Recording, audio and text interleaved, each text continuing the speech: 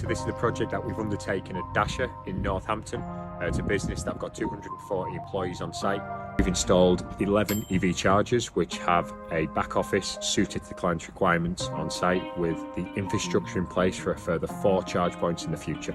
On this project we've installed Savardis Maxi chargers in double pillars due to the ease of installation and also the ability to allow for future proofing on the infrastructure side as well.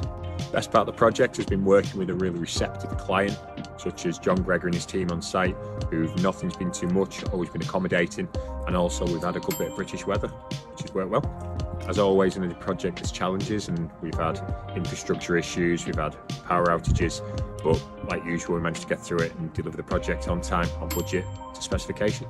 On this project we managed it from start to finish. That included the civils, the specification, the bay marking, the electrical infrastructure, the cable pull. Our one PO system was utilised really well on this one because we managed to work with all the contractors coming under the Devitech brand.